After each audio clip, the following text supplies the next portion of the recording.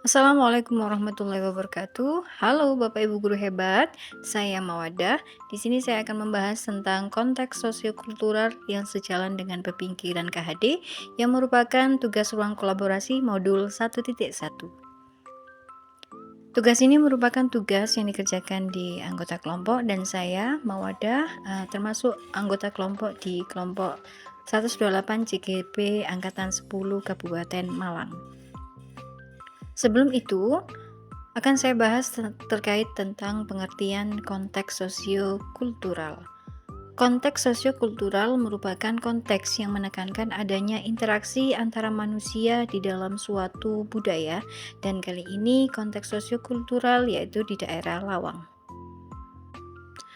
Pada konteks sosiokultural ini akan dibahas dengan pemikiran KHD, yang mana beberapa pemikiran KHD saya tampilkan di PPT ini. Yang pertama, tujuan pendidikan menurut KHD adalah menuntun atau membantu anak untuk menebalkan garis samar-samar agar dapat memperbaiki laku untuk menjadi manusia seutuhnya. Menuntun kodrat anak agar dapat mencapai titik keselamatan dan kebahagiaan yang setinggi-tingginya. Budi pekerti merupakan keselarasan, keseimbangan hidup antara cipta, rasa, karya, dan karsa. Serta menurut KHD, pendidikan harus memperhatikan kodrat alam dan kodrat zaman. Dan juga pendidikan merupakan tempat persemaian segala benih-benih pendidikan kebudayaan yang hidup dalam masyarakat. Pendidikan umumnya menjadi daya upaya untuk memajukan bertumbuhnya budi pekerti dan pikiran tubuh anak.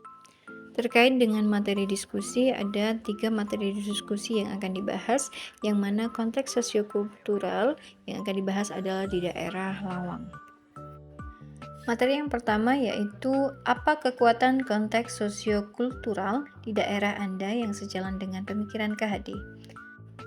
Di daerah Lawang terdapat 4 konteks sosiokultural yang budayanya masih lestari.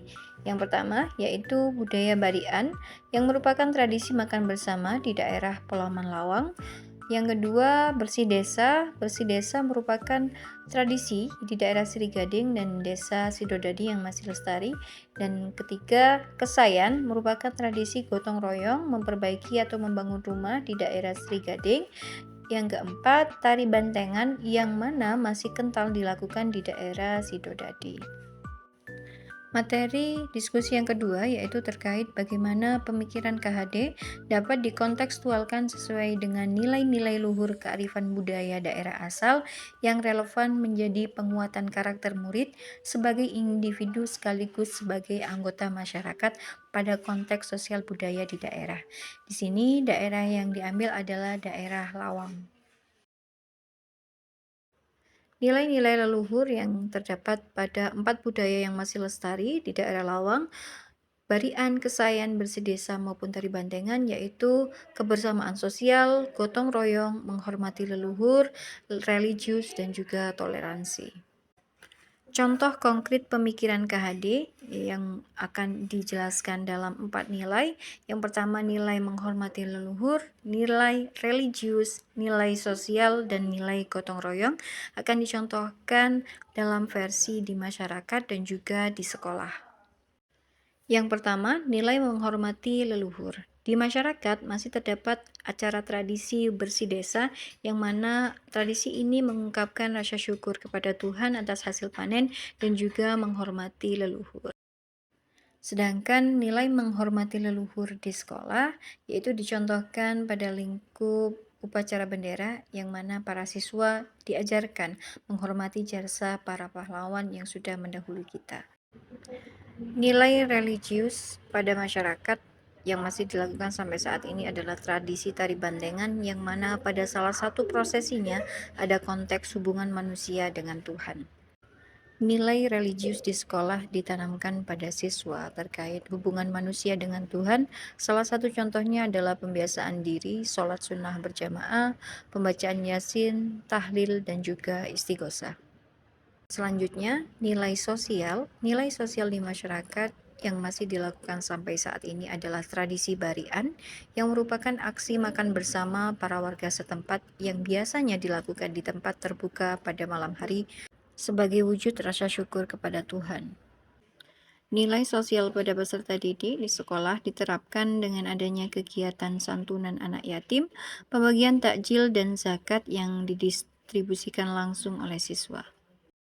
Selanjutnya adalah nilai gotong royong. Di masyarakat, nilai gotong royong yang paling kental disebut dengan kesayan, yang merupakan kegiatan saling membantu antar warga seperti pembangunan rumah, masjid, musola, maupun jalan raya.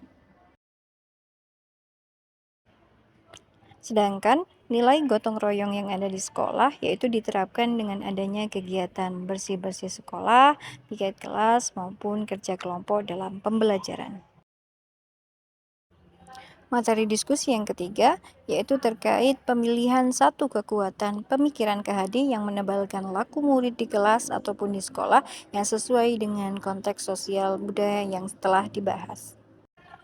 Sesuai dengan 4 konteks sosial budaya yang diambil dari daerah Lawang, maka kekuatan pemikiran KHD yang menebalkan laku murid yaitu budi pekerti. Budi pekerti merupakan keselarasan, keseimbangan hidup antara cipta, rasa, karsa, dan karya.